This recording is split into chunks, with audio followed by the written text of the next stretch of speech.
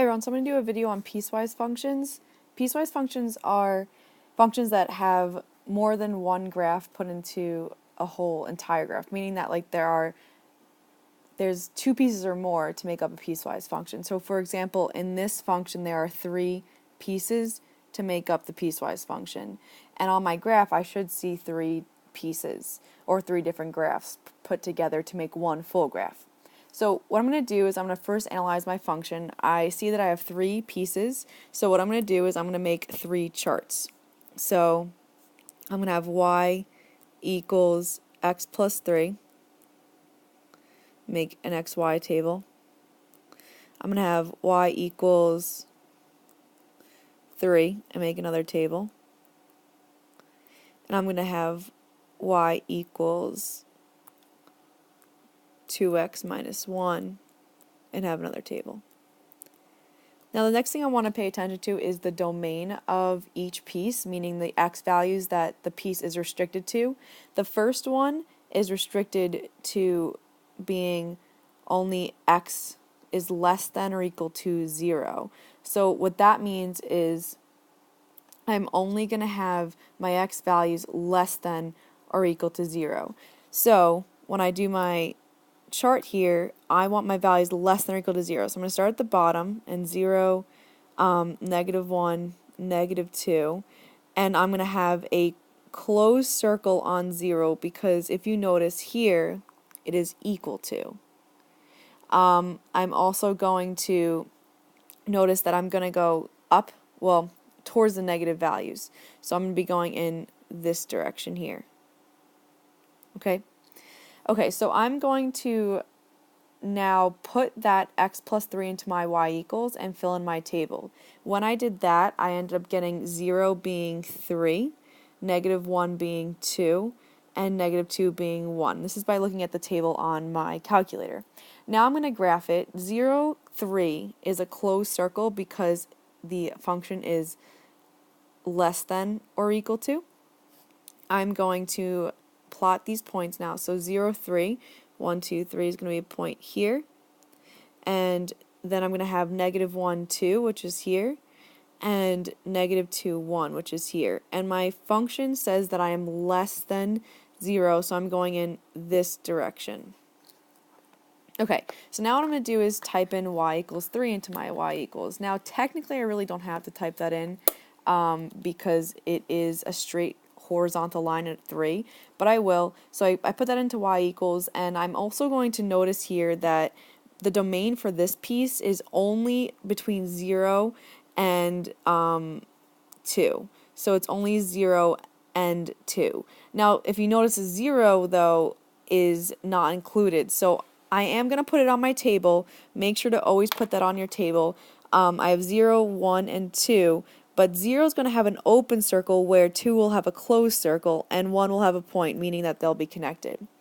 All the values for this will be 3 because it's only y equals 3. Alright, so now 0, 3 is a point, and it's actually on this chart as well.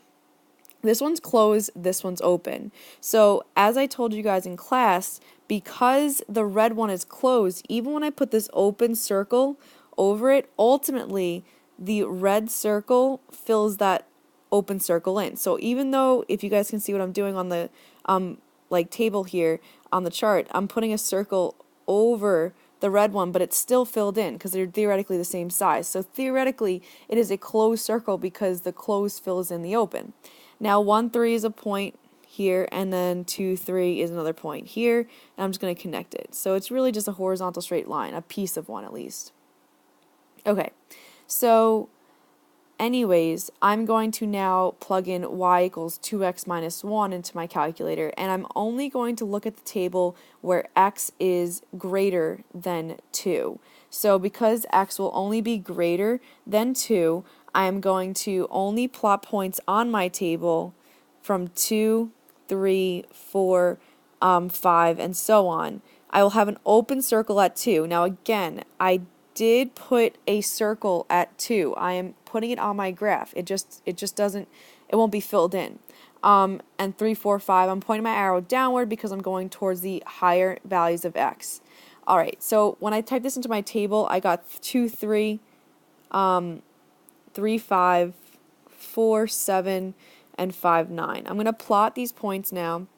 Now 2, 3 again is also on this table down here.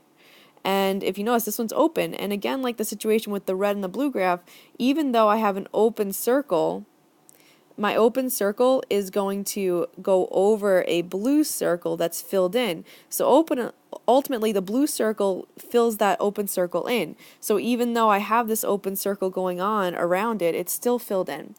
Okay. Now I'm going to plot 3, 5. So 1, 2, 3, 1, 2, 3, 4, 5.